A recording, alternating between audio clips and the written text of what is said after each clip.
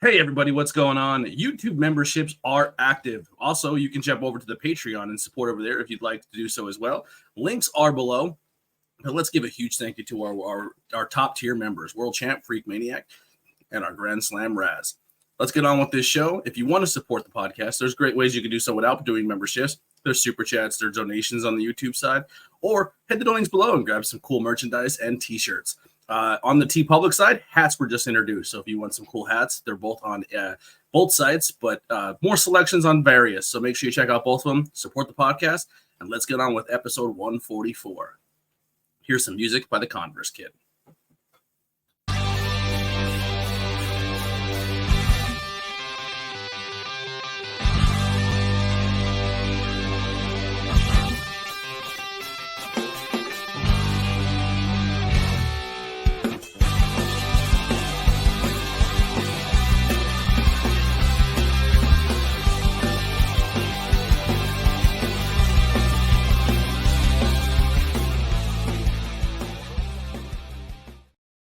What's going on, everybody? We are back, ABJ Podcast, episode 144, with professional wrestler Rojas. I'll bring him in one moment. Just before we get started, make sure you guys check the links below for all things happening with the podcast. If you're watching on YouTube, make sure you hit that like and subscribe, as well as the bell notification so you can see when we're going to go live, so you can check out all that great content. Today's episode is supposed to be with Hardcore.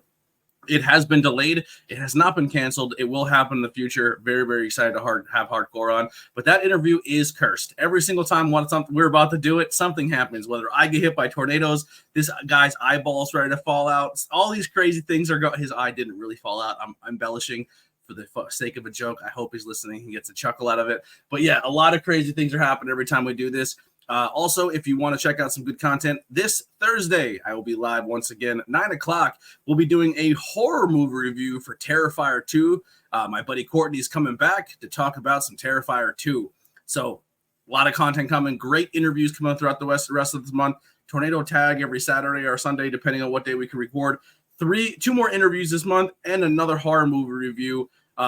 Just the other day, Not Cool in High School just had the review of Terminator 2 with Sonny Defarge, so make sure you go check that one out as well. But now that's pretty much all I got. Make sure you check the links below to follow my guests on their social medias and follow them, support them, show some love. If you're listening to this on the audio platform, a 5-star review goes a long way. Screenshot this episode on your phone, whatever platform you're watching, and post it on social media and give me a little review. Use hashtag ABJ Podcast or hashtag I love ABJ. Without further ado, let's bring in my guests. Very new to the game, very new to professional wrestling. Can't wait to hear their side. It comes from a great school out of Philadelphia, Pennsylvania called Catch Point Wrestling. I'm sure we'll dive into that.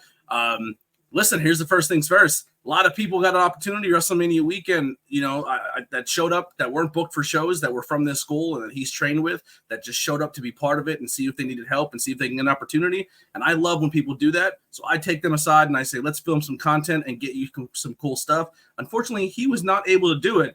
But today the seat opened up. He reached out, and now he's essentially here telling the rest of the kids at Catch Point, haha, suck it. I got the full podcast before you guys. So let's bring him in.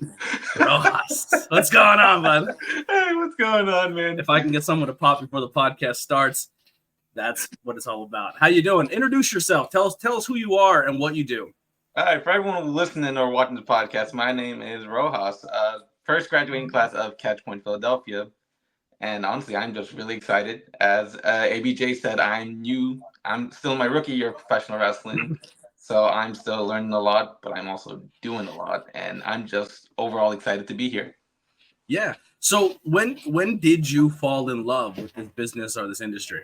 I fell in love with pro wrestling ever since, like every other wrestler when they were a kid, essentially. My best friend, childhood best friend at the time, he had SmackDown versus Raw, 2008, I think, on the PlayStation 2.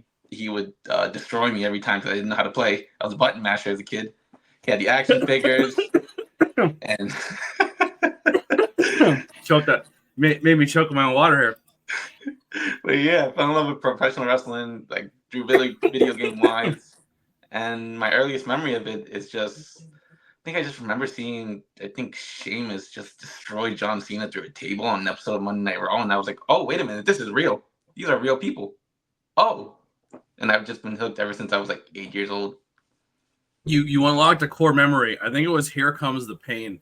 That's why I laughed because we used to play all the time with me and a set of brothers, and we used to always team up, even though it was supposed to be a match for every man for himself.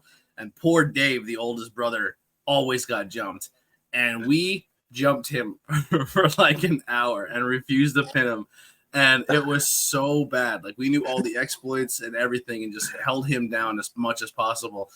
And it got to the point where he just snapped. He snapped and he threw the controller and he screamed and he just left. And you're saying like button mashing, like wrestling video games can infuriate people.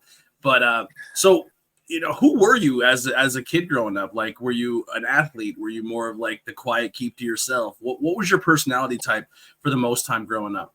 I was more of a little bit of a social butterfly, but also more like to keep to myself. Like, yeah, I had my group of friends, but if they weren't around, I'd keep to myself unless I felt like the vibe was like, hey, I could be a little bit out there and just like socialize a little bit. It really depended on the mood, the room at the time. So did you play sports or anything like that? I played soccer a lot as a kid. I wasn't in like a city team or something like that. It was just me and a group of friends. We'd go down to the park in our local patch of dirt and just play soccer. Came home with a lot of bruises, scraped knees, and a lot of dirty clothes that my mom hated washing as a kid.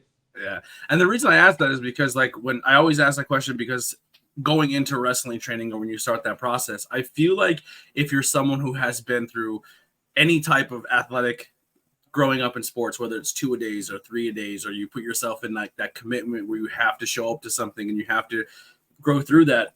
Some people don't experience that until they join professional wrestling. And that kind of blows my mind because, like, as an adult who can go and do a job or do what you want to do, but then be like, you want me to do, oh, I lost my guess. I don't know what happened. Are they back? They're back. All right. But yeah, but to go through that as an adult and kind of put yourself through a 2-a-day or 3-a-day or go to a situation where people are trying to break you physically and mentally, it's impressive to me to see someone try to like go through that at an older age, because I don't know if I would have the mental fortitude to do so. But when did you start to pursue this industry and how did you get started and find your school? Well, originally I wanted to pursue this at like 16, 17. I was Oh, wow. located in like North Jersey base, and I was looking up wrestling schools near me because I was that much into it. Like, I took a little hiatus like early 2010s, I believe ish, for whatever reason. And then I just fell back in love with wrestling. I was like, all right, I could kind of see myself doing this. Didn't really happen.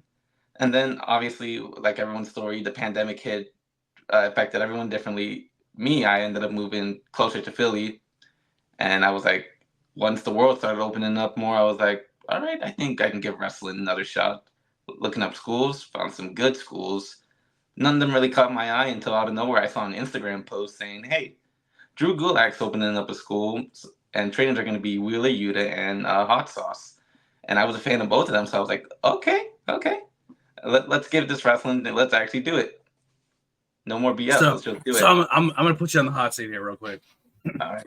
You hear Drew Gulak, you hear Wheeler Yuta, you hear Tracy Hot Sauce Williams. Who do you mark out for the most? Like, I'm going to that school. Oh, I'm gonna get. Yeah, we're gonna put you there. We're putting you there. F, marry, kill your trainers. No. probably Wheeler Yuta. Yuta, man. It was after that one match he had with John Moxley. I think it was their third one on Rampage. I was like, oh, this guy's really great, actually. I'm a fan. I was hooked on him ever since that match. Yeah. So I knew of Gulak because of WWE and stuff. I feel like he wasn't utilized as much as I would like him to be utilized in the WWE. And Hot Sauce Williams, I've seen a lot on the independent scene. I've got to see him all over the place. Very, very impressive talent. Probably my favorite match with him of all time is at Avery Good's retirement match at LVAC. He wrestled Willow Nightingale, and they beat the garbage out of each other. I believe Willow may have broken his orbital bone because Willow doesn't play. But it was one of those matches where, like, it's an intergender match, but neither one of them treated as such, and they just went out there and performed. and unbelievable. We got to see him at WrestleMania weekend as well. Yes, he got to team up with some guy. I forget if he was going by his shoot name or if he was going by his character out of the mask. I honestly, I forget. It's that week was a blur. But also Wheeler, I got to see Wheeler Yuta wrestle Daniel Garcia at IWTV 100, and they went 60 minutes in the H2O factory, which is the hottest building I've ever been in my life. And that building was a sauna, and they went an hour and just tore the house down. And then I got to see that later on TV when they redid it again at AEW ROH. So very, very, very talented school, very, very talented people. So I definitely agree. That's a good catch. And there's so many good schools in the area. You can't really go wrong. But that is definitely a very elite school. Right. Yeah. So coming through the door of that school, you're going to do your first couple days of training. You're meeting the people you're training with. What is your experience like? Was it everything you thought it was going to be? First time those shoulders hit the mat, where you're like, "Uh-oh, I'm in for it." What was your mind state? First, the actual bumping wasn't the issue because I felt a lot on my back as a kid. I was very clumsy, like legit, like Clark Kent style, like would trip over air if I could. If I did actually, but no. The thing that kind of hurt me the most was running the ropes because the rope burns on my back. I was like, "Ow, this is not normal. I don't like this." And then over time, what's worse, the ones in the back or the under the arm? I feel like the under the arm ones hurt. That's got to suck the worst. Like, because your shirt rubs against that, arm friction. I think I didn't really get that one under the arm right here. I think I got it mostly like on the back. Obviously, like I held the ropes when they taught me how to run the ropes, but I just felt it more on my back, more to be honest. Yeah, people don't realize that they leave burns and rubs.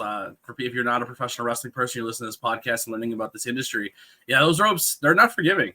Just as much as everything about that ring hurts. There's nothing that feels great. Like you're not on a mattress having a good time. There's a lot going on there. Yeah, no, you are getting your body used to hitting the mat, and it's unforgiving. Literally, I think when I first started, I had all these rope burns everywhere. My family was like, "What are you doing?" I was like, "No, I told you my wrestling dream." And they were like, they put two and two together. They were like, oh, it hurts like that. Like, yeah. Now, are you paying for your school yourself? Is your family helping you? Like, what is your family dynamic when it comes to chasing your dream? Financially wise, it is all me. I literally didn't spring this up. I sprung this up on my mom completely by surprise. Because I told her, I was like, "Oh, hey, there's some wrestling schools that I kind of want to check out." Checked out one, loved it. Price really didn't work out for me.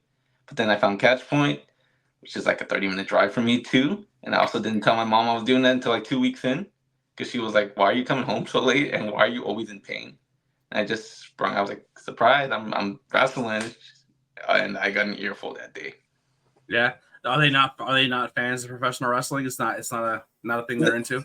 No, they are. Well, my mom was not a fan of seeing her son get slammed on a mat, get thrown around, coming home with bruises. And I don't really know what my father said because unfortunately he passed away before I started my wrestling training. Sorry to hear that. Thank you. But he was always an avid fan of it. Every time he'd see me watch wrestling, he would always joke around saying, "Hey, when are you gonna start doing that? When am I gonna see you on TV?" It's like, soon, who was some of your dad's favorites or people that both of you like together? I don't think he really had a favorite. He wasn't really into wrestling. I was somehow the only wrestling guy in the family. But he'd see me gravitate toward Rey Mysterio because Rey Mysterio was Mexican. I'm also Mexican, so he kind of was like, "Oh, do some of that." I'm like, yeah. I have a couple. Hard to see on the shelf here. We added a new edition. Actually, on the other side of me, we got two Rey masks right there. I got a black and gold one because it's the podcast color scheme, and then we got the Halloween Havoc '94. I'm trying. We're adding some detail to the shelf back there, adding some more flair. Good. I love the luchadors.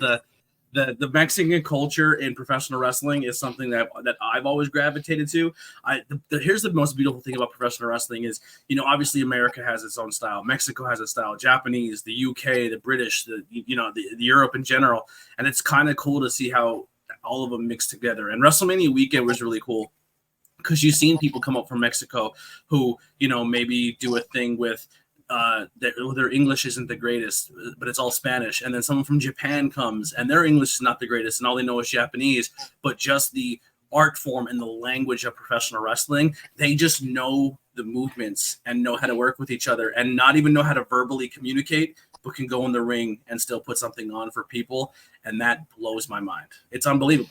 It's kind of like playing soccer. Like if you're playing soccer, football, I'm sorry, everyone else. But you can play an entire game with someone who does not speak the same language as you, but you can do hand movements or signals or just calls to be like through, like, you know what I mean? And there's certain terminology that it just is universal in the sport that it just flows. Each game and each industry has its own language and verbiage that until you experience it, you'll never know. You'll never know what that means, or what that feels like. Right. No, I definitely agree with you on that. Wrestling in general is like its own universal language. Is once you know the basics, once you know the basics, the fundamentals, you can go have a match with essentially almost anyone who knows the same stuff you know. But like, let's say I'm wrestling someone from like who you said, Japan, whose English isn't that good. They know they know how to throw a clothesline, take a bump, corner. I'm like, okay, yeah, we can still have a pretty good match despite a language barrier right there.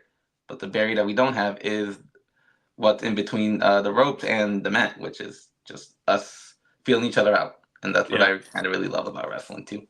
So how are the beginning stages and finding your place in this business? And what are some, I'm sorry, I don't want to overshoot it.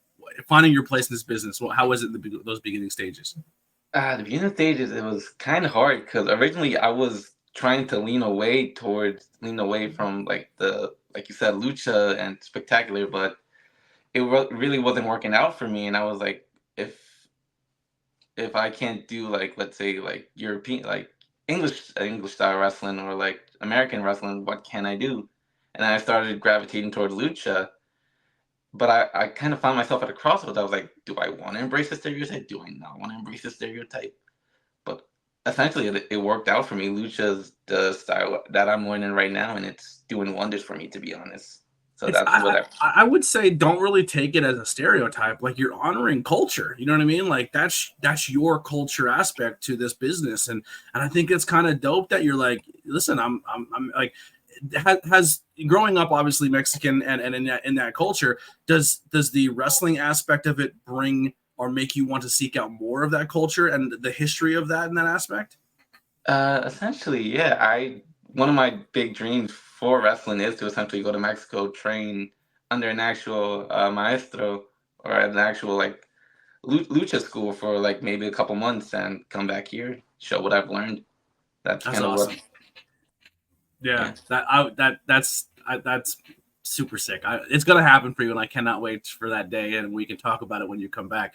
But also going into school, did you show up with a buddy? Did you go into the school with a friend? Did you show up completely alone by yourself and just hopefully you make some friends? Like you're the new kid at school who showed up all by himself? Because that's maybe someone listening thinks why is that impressive to you? But it is. Like walking into a building where you're going to do something like this or any situation, like most people when they join something or they go do something, they do it with a friend. You and your friend have enough confidence to do it together, to walk in together, and maybe one of you are into it and the other one aren't, and one backs out, one quits. But that initial feeling of walking through the door, sometimes someone needs a buddy, you know what I mean, to kind of come do that with. You came in by yourself. How was that acclimating with all the students and finding new friends or a new family in this business?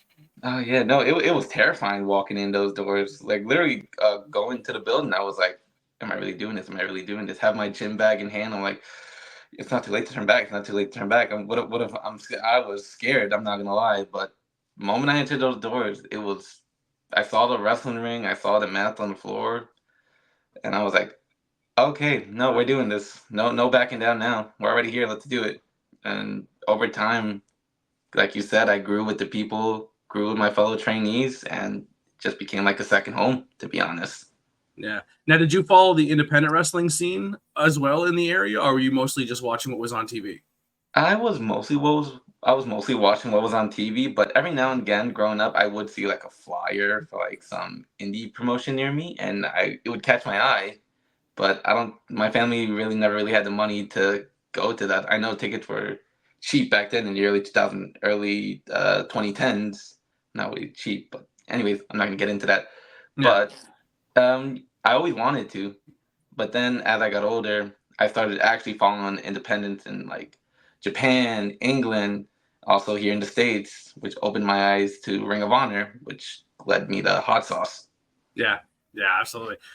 So what were some setbacks or over adversities you had to overcome so far in this industry, or doing what you're doing in this line of work? Setbacks, probably me not probably not being as athletic as I thought I would be.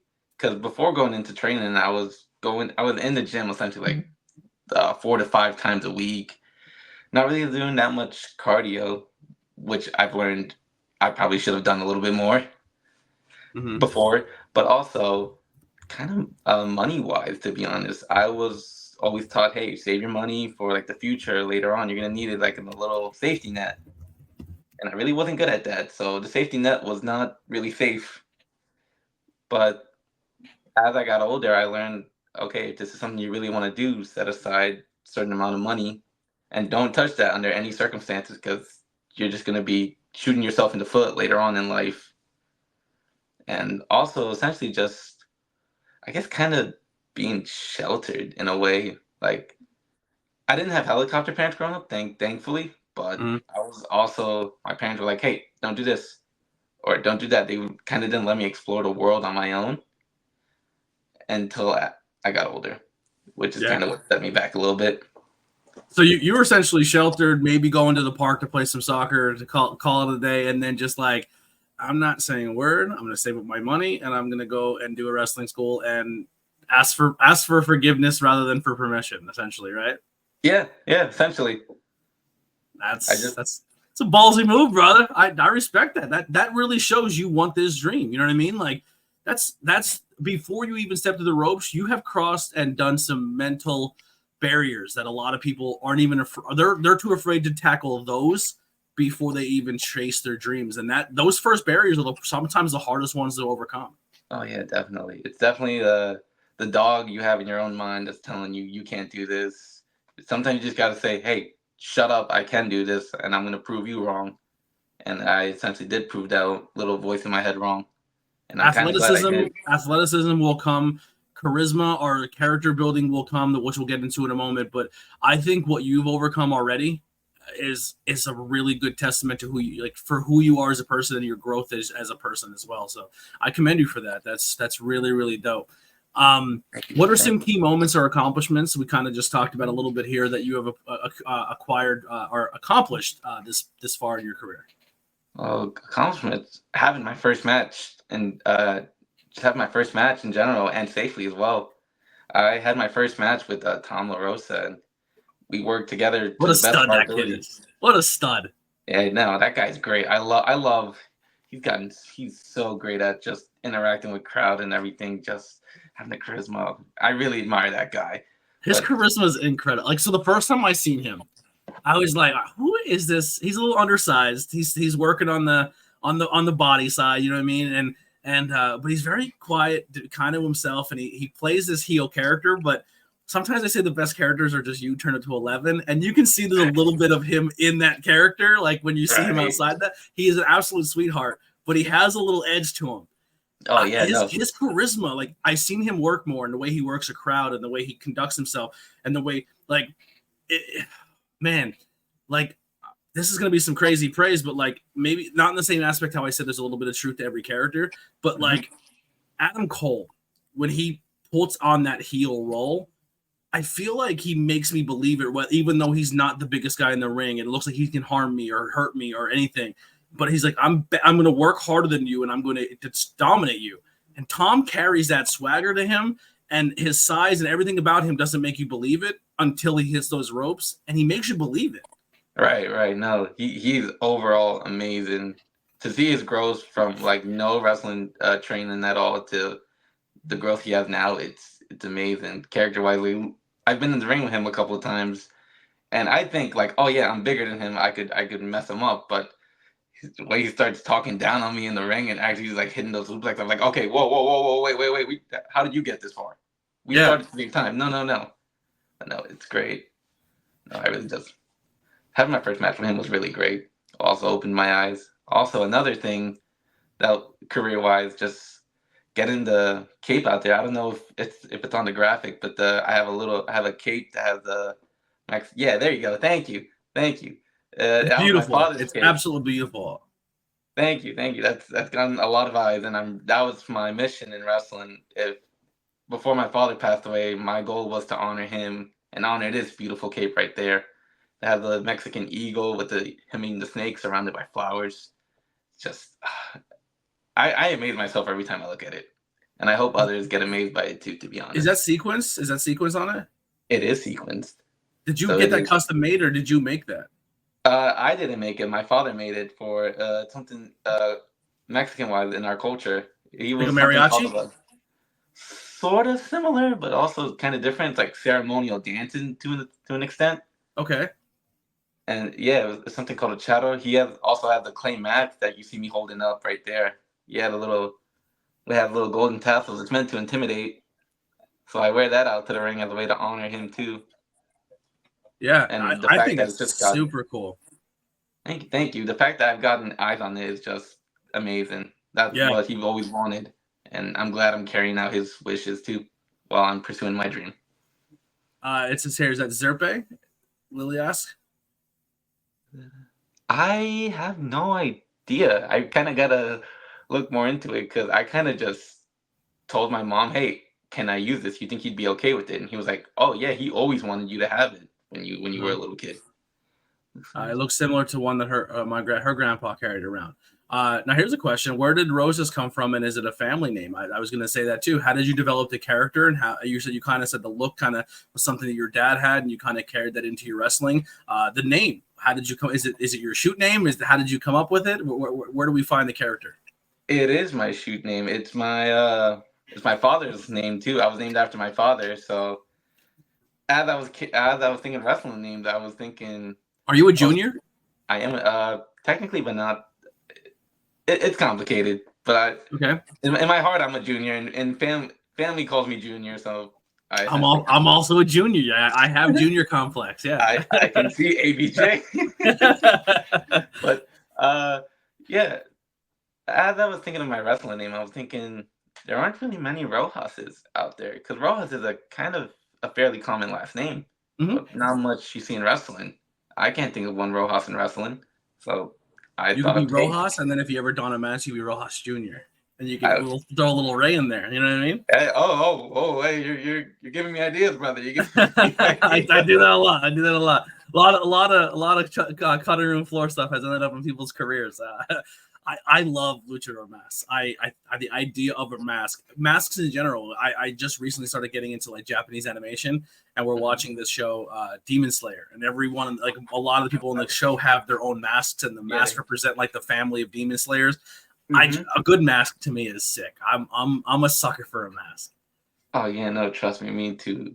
Growing up, like I mentioned, Rey Mysterio was also my guy, but also recently, Bandito, Ray Fennec, Mm, Pentagon. I was like, yeah, oh, oh, yeah. beautiful. Penta and Ray are unbelievable. So They are cool. so beautiful. I get stunned every time I see them.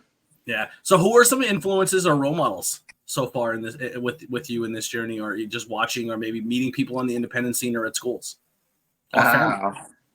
Ah, probably it would have to be family and support system in general. Yeah, they're my kind of support system. At first, they were like, "Are you really want to do this?" But then my family saw my first match and they saw how much work I put into it, how much love I have to it, and they're like, "If you love it, we will support you 100%." And they still do to this day.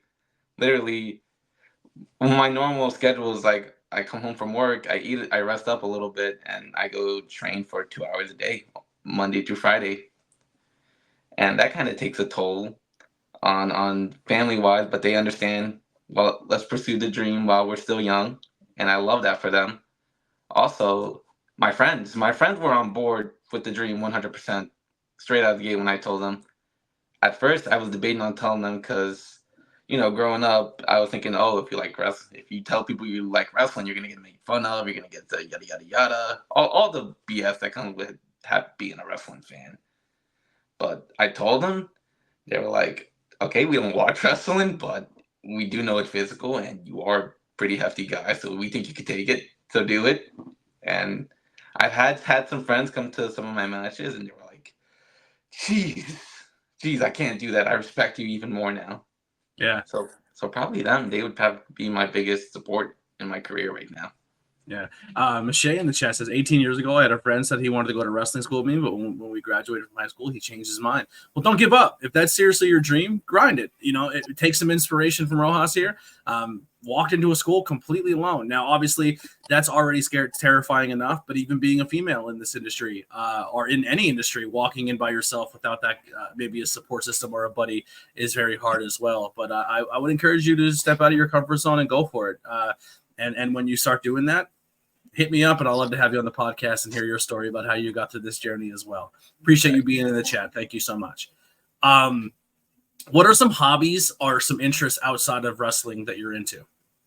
Outside of wrestling, I see a lot. I see the Flash T-shirt. I see some poster on your right that I'm trying to scope out that I can't quite make out what it is. I am a fan of superheroes growing up. I do love like all Marvel, DC, indie comics. I also do play video games from time to time. I do play like some, besides wrestling, I do play like some Pokemon, and I am into Star Wars. I am very much into geek/nerd culture. Also, a lover of anime too. Like when you said Demon Slayer, I did pop a little bit. I was like, oh, we're going there. Yeah. I'm trying. I think I'm 4 episodes in. I struggle with Japanese animation. It's hard for me to get into. A lot of it is lack of understanding, a lack of understanding the culture and understanding the style of the anime, and the inner dialogue stuff is it's funny to me. Like how they narrate is like, oh, she's such a pretty girl, but I'll never do it. Like it's just like, oh my god, just do it. Like that anime style. Like, it just drives me bonkers. But I'm starting to get past all of that. You know what I mean? I always do the inner monologue jokes all the time. It just makes me. I'll be at work and I'll be like, oh, that pallet's so high in the sky. If I will all my might, I can get it. It's like to me, that's corny as fuck, but people like it. Yeah, right. Yeah, no. Yeah, and Crunchyroll, if you need someone to do voice acting for an anime, hit me up. ABJ is always available.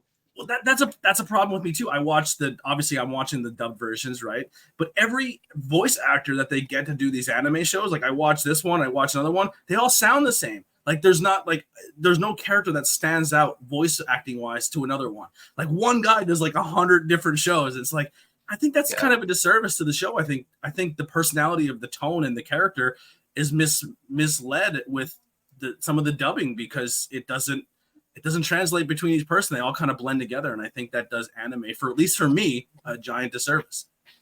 Oh yeah, no. I really didn't really notice that until you mentioned it. But when you started mentioning that, I was like, wait a minute. Yeah, they know there are a lot of guys who do the same guy who does like 70 different shows. I'm like, oh yeah, you too much. Hire somebody else. Hit me up. I'll do it. Crunchyroll. I come cheap. Free plug. ABJ Podcast. What voice would you want me to voice? Like what anime would you want this voice to be onto a character? I could see you play a teacher role, to be honest. If I'm being honest, like a teacher in a slice of life anime for me. Gotcha. Well, what is Lily wants to know? Witchcraft by Lily, which by the way, rocking the Witchcraft by Lily t-shirt. What is your favorite anime? What do you like watching? I haven't really watched anime in a while. I've been so busy with training and just life, but I am waiting for Black Clover, next season of Black Clover to come out. And what's Black Clover? What's the premise of that? Black Clover is essentially just magic. Okay. Have you ever watched Naruto? No. Dang it. There's like a class system, and this one kid has to start out from the bottom where he has no magic powers at all.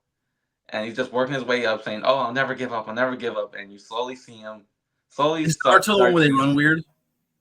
What's up? Is Naruto the one where they run weird? Yes, but they do the back. Yeah, where they get made. Where some kids but yeah, Black Clover doesn't do that, thankfully. But no, it's just. Does anyone in a wrestling Naruto run between the ropes? Is that a thing? Does anyone do that? No, but you're kind of making me want to try that now. Yeah. There you go. Adding another layer to your game. If you Naruto run between ropes, I'll die on commentary if I ever get to call one of your matches. Oh, I'm gonna do that, especially just for you now. I'm gonna make you pop, brother. Yeah. Let's see, it's Blackwell. I only two I'm watching right now is Demon Slayer, and I've been watching Death Note. I really like Death Note. I do love Death Note. Death Note. I do remember watching that, and it was so good. I think I watched it when I was like 14. That's what I'm finding out too. A lot of these animes are like 30 years old. I'm like, what? I didn't realize they've been around that long. Yeah, but no, one of my other favorite ones would probably have to be My Hero Academia. It's essentially I've heard about that one. Essentially just superheroes, superpowers, and a whole high school setting. It's actually really good.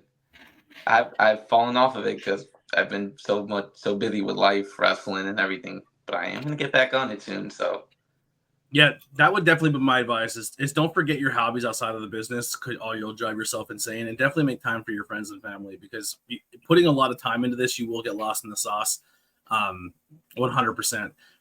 For someone who's just starting out, if somebody were to be listening to this, we have some people in the chat. Obviously, hopefully I'm saying that right. Michelle said, they're trying to start off. What would be some advice that you would give someone who's in your shoes? And I know you're only, in a year, and you're still, but you've accomplished a lot, and you've been through a lot, whether it's mentally with your family, and then obviously going into a new industry, a new business. What's some advice or words of encouragement you would give to someone who's beginning?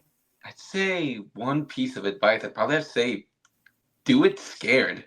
Because if you're doing it scared, you really have nothing to lose, to be honest. One of my friends taught me that, because she literally has a tattoo that says "Do it scared," and that's like her motto. And I just think about Who's it every that? time.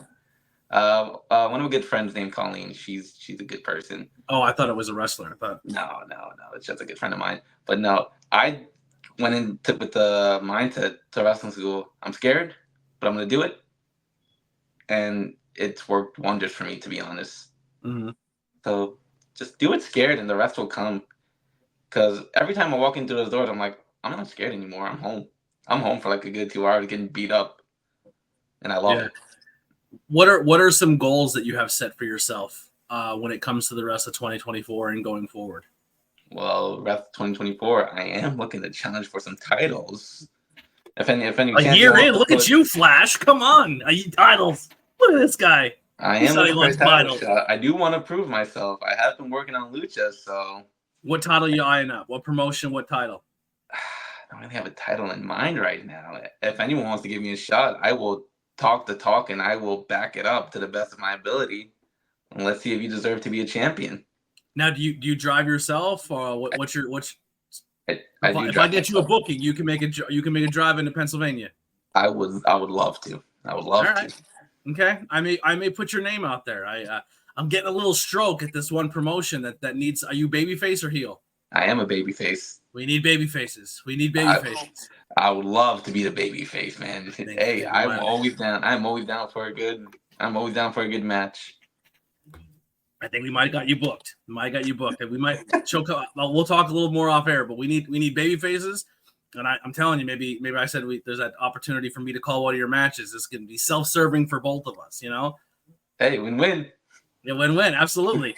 What wrestler? There you go. What wrestler do you think your style embraces the most or resembles the most? Wrestling, probably. I'm blanking because there's literally, I think of so many right now, but I always love the phrase, don't try to be this wrestler, be your own wrestler. But to me, I'd probably have to go with Bandito, to be honest. I know he does all the flips and everything. I'm still nowhere near that level, but he also has great Yave style wrestling where it's just submission holds and everything. And I'm learning many submission holds thanks to Hot Sauce and Drew Gulak. Submission kings right there. So yeah, Tracy is stretching out. Oh, I have been stretched out by Drew Gulak in the ring, and unforgiving that man is, but I love it. I love it so much. How does it feel that the guy who is like the tutorial for the video game is your coach? Like, is that when you play the video game, Drew Gulak is coaching you in the video game, and he's your real life coach? Like that'll never get taken away from you. It's a surreal moment because every time when 2K first came out and I was playing the tutorial like everyone does, I was like, I can't get away from you, Drew, can I? You're always there. Oh, love it. What is your favorite wrestling match that you have done so far in your career? Favorite wrestling match? wrestling match. WrestleMania weekend. It wasn't. It was like a Rumble at Suplex Vintage Wrestling. I've met so many people. Atmosphere was great. I got body slammed by a woman who I'm twice the size of. Oh my Which God, you wasn't. did. You got scoop slammed by Zenith. I did. I did call one of your matches. I called you getting bodied by Zenith. Yes, you did. That's where I knew you from. I was like, oh, Yeah. yeah. Yeah. So you did call one of my matches. That But yeah, honestly, for a year in, you wrestled in front of probably 2,000, 3,000 people. That street was packed. I thought it was like 700, to be honest. No, there was probably 2,000 people there. Oh, damn. But no, that was probably one of the highlight matches of my career. Highlight of my career. I'll never probably do anything as cool as that ever again. It'll probably be a while for me, but I always look back at that match and I was just thinking, oh, so cool. Seeing everyone in the match, seeing all the people. I took a bump during that Rumble. Did you? Yeah. Thunder Frog went up and dropped the hammer in the ring and knocked me off my feet on commentary. The whole ground shook. Yeah. That's what I thought. That's where I thought. That's definitely what happened with the earthquake. It was Thunder Frog landed in Philly that week. And he was practicing. He was practicing that move. He was. Yep. Freaking Thunder Frog. Shot. He's so good too. Great. What is the most surreal moment you've had in so far or that you've experienced within the wrestling community? Probably suplex, to be honest. So if I'm not gonna lie, I think West Side Gun took a picture with me in my cape, like just the background facing. I was like, okay, this is cool. Then you see Daniel Garcia shopping around for a shirt. You have Daniel Garcia was there that day? I think so. That's what I thought. I heard someone say maybe he was. I know Wheeler was there. Wheeler was watching there. You guys. Yeah.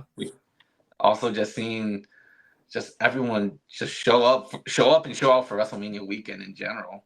There was people there who I didn't even realize was there. Some people said the rumors of who people thought they saw there that day was unbelievable. Like they said that Little Uzi Vert was there. I don't know how true that is, but it's Suplex. He has gone there. Like that's his spot that he hangs out. I have seen that clip. I have seen that one clip they have on their Instagram. Yeah. Carmelo was there too. Carmelo was there. Yeah, no, WrestleMania. Oh, yeah. As I said, Carmelo was there too. Yeah, WrestleMania week was probably. Yeah, WrestleMania week was probably the highlight of my career because it was just jam packed with seminars from people I've seen on TV. Also wrestling for Fox 29 at like 8 a.m, having to come to catch one at like 6 a.m. through like noon.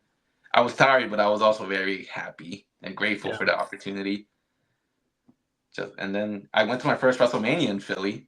So that's a moment I will never forget in my life. I didn't have the funds to go to Mania, so I missed out on Mania, but I got to experience a Mania week, which was I wanted to do Mania week commentary, and I got to do it at Suplex. That was my only booking of the week, and I had an absolute blast. What are some promotions that are out there that you would love to work for, or that you have your eye on, that you see the roster, or you see people there, and you're like, I want to be in the mix of that place? I would like to work for Labor Love, to be honest. I have been backstage at the shows, and I think I have been to a few of their shows, and I love it. I love the atmosphere every time. It's incredible. It's a great locker room. It is a great locker room. Another one, probably, I have seen a lot of CZW on my feed, and I do train with some CZW guys that come to Catchpoint every now and then. And I just feel like it'd be a great opportunity. Yeah. Who are some people that are on the independent scene right now that if people aren't aware of them or they should be aware of them, are some of your favorites that you enjoy watching? Who are some people you'd like to put over? I would love to put over some tag teams like the Rep, Nate Wallace, and Dave.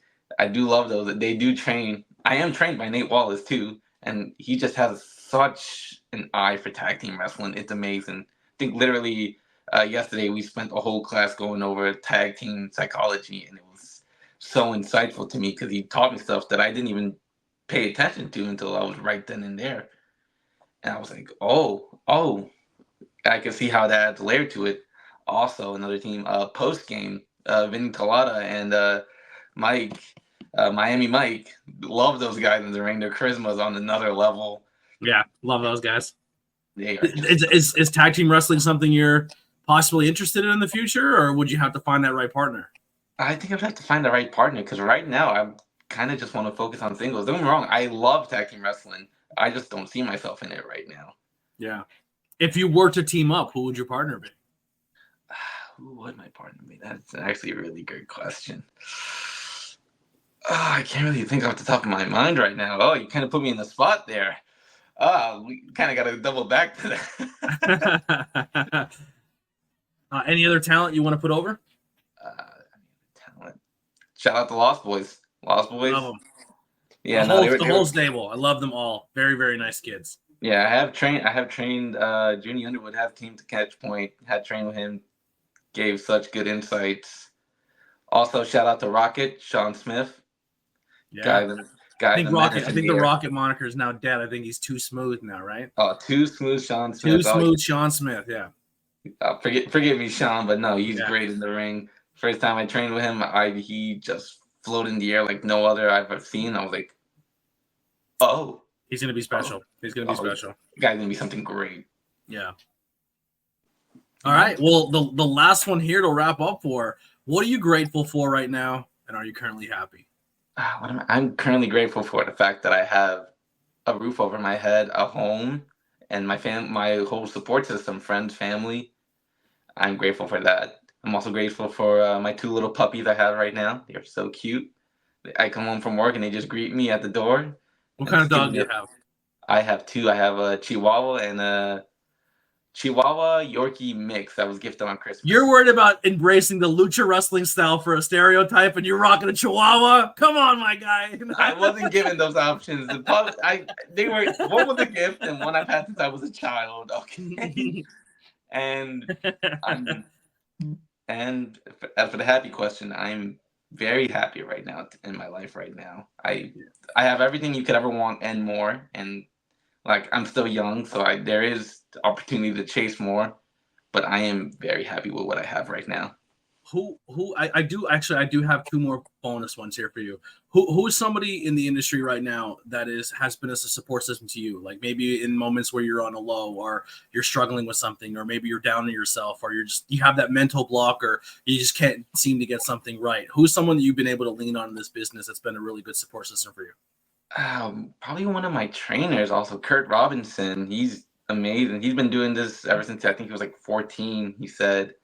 And the guy is around my age, so it's nice for him to say every time after training, oh hey, you were messing up, but over the training period you really improved a lot. You picked up on it, you noticed it, and you fixed it. And every time I train with him, it's amazing. It's great. I'm forever honored by that guy.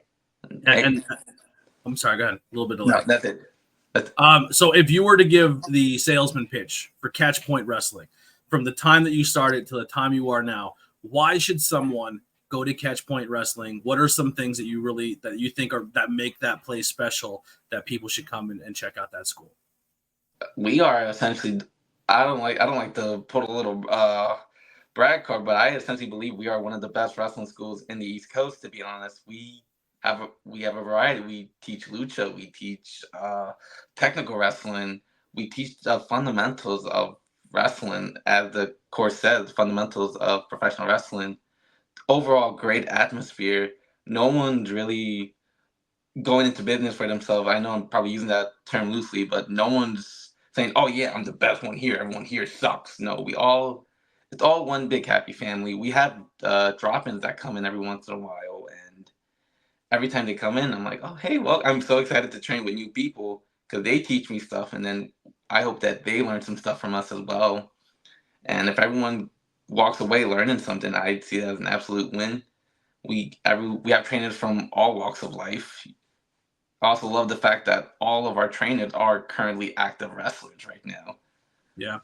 So they can say, "Oh, hey, I've been in this locker room. This is how the atmosphere is like," or "Hey, so and so," and that's what I kind of really love. Do you guys have any cool special appearances show up? So obviously you got a guy who WWE, you had a guy who was AEW, another one ROH. Have you ever had any pop-ins that you're like, oh, today at school, this person's here and I got to work with them or learn some things? During Mania Week, we did have a lot of seminars. We had Paul London, we had Eminem, I love Paul. We had Athena, we had Athena showed up. Athena showed up on I think on a Thursday morning. I am an Athena mark. She was so great. I love her current Ring of Honor work right now. She's the GOAT. I felt she like, is a GOAT. yeah, she's so good. Who else do we have? Eminem, like Mansoor and Mansoor. I think that's all I can think of right now. Who's somebody that's in wrestling now that you would love to pick their brain and talk to about anything in the business? Anyone in the business? Probably. That's a tough one because there's a lot of them. If I'm being honest, I hands down, no questions asked. I know my answer. Probably Osprey right now, to be honest, because the guy's in like his 30s and he's killing it right now. He killed it in Japan, killed it in England, currently killing it here in the United States. Yeah, Was a super high flyer in his early career. Kind of slowed down a little bit, but still shows hey, he could flip, he could do whatever. He's also great on the mat, great charisma. Like every time you see that guy, the guy is just electric, and I love it. I would love to pick his brain sometime. I think one of the hardest things in this business, besides being a good wrestler, is developing a unique and original character and making that character stand out and making that. And I think one of the things is being like the gimmick and being the character, but your opponent has to learn your style as much as you have to learn theirs and keep true to who you are as a character. And I don't think there's anyone in professional wrestling history. Now, when I say that, I don't say it because I'm a mark and I'm a super fan, but I don't think there's someone who has been this original and has done something that no one else has ever done in this business and has been doing it so well than Orange Cassidy. Oh, guys, great! I think I'm an Orange Cassidy super fan. Like, I love that dude. No, he's great. I love his whole like literally. I feel like that's just him, like toned down. Like you say the expression. The best character turned up to 11. Cassidy is just like turned down to like a 5, like nonchalant to a -2. Yeah, exactly. And I love that. Like you said, I've never seen that done before, and I love it. It works. I love how these post press conferences, when he's on them, he's not breaking character, but he's giving you more insight of who he is as a person. Those are the moments I genuinely like. I would love to have a conversation with. I know it'll never happen, but that'd be somebody I would like to talk to who would be willing to, kind of pull the curtain a little back to have that chat. Because I think what they do in wrestling, they're more than just what you see between the ropes. They've been a trainer. They have trained people. They have helped so many people in this business. They're backstage talent when it comes to like putting together shows. Like, Orange is insanely talented in the wrestling business and not just being a professional wrestler. Right. That's what I think is most important in the wrestling world, just being versatile in general. Yeah. And I know we had a seminar about that too. I think Bryce Runsberg showed up. Love Bryce. Another great guy. Love Bryce. I missed it, but I just wanted to pick his brain too. But yeah, no, I agree with you. Being versatile about just anything in the wrestling business is beneficial to you, to everybody, and just overall the business in general. Yeah.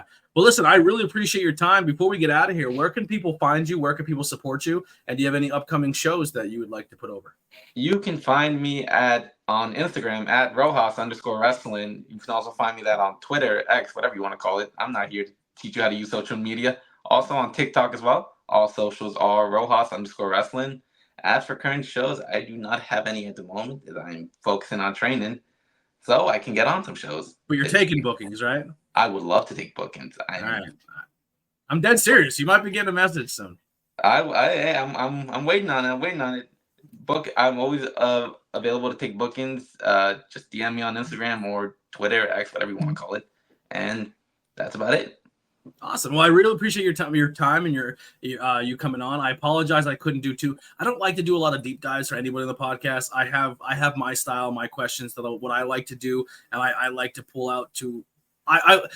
My interview person like has to win me over as much as they have to win over the audience. So I kind of like coming in, like I don't watch a lot of the people's matches or listen to their music. I want to learn about who they are, and then if they win me over, I go consume their art. So I really appreciate you coming on and really doing that. I think you did a great job. I think when it comes down to your adversities and things you have overcome, even outside the wrestling ring of getting in there, I think you have a really cool idea with the gimmick and the cape and the mask. You have a lot of cool aspects, and I think you're really coming out of your shell. And how you said you were very closeted and very kind of reserved, and wrestling slowly breaking that out of you. Keep grinding, and I think the sky's the limit for you. Hey, thank you, man. Thank you so much for the words. Thank you for the opportunity. Love being able to get a chance to talk to you. Been meaning to talk to you. I actually listened to some of your podcasts, and I think conversations are just great in general. So I don't sell appreciate yourself. Don't sell yourself short. Keep up the good work as well. And I think we're both gonna be really booming I later on. I bank on word of mouth. I don't really pay to get my things out there more than anybody else. I don't like everything that I've gotten to this point has been people recommending me and saying kind things. So the more people do that, the more I'll grow. So I appreciate your kind words as well, and I'd love to have you back on in a short amount of time to come on and kind of relive where we're at now and have a part two and catch up and see how you've progressed through this journey. Of course, man. Anytime you love to have me, I'm always down. All right. Well, make sure everyone goes over and supports him on all social media. Instagram links are below. Everything he just said there, Rojas_wrestling. Go follow him and say, I just listened to you on the ABJ podcast, and you either did bad, good. You give him a rating. You tell him what you think. Tear him up. No, I'm joking. But and get some merchandise out there so people can go by and support your t-shirts and your merchandise. That's going to do it for episode 144. Like I said, we will be back this Thursday reviewing Terrifier 2 for Not Cool in High School Horror with Courtney Smith. Here's some music by the Converse Kid. We'll see you next time.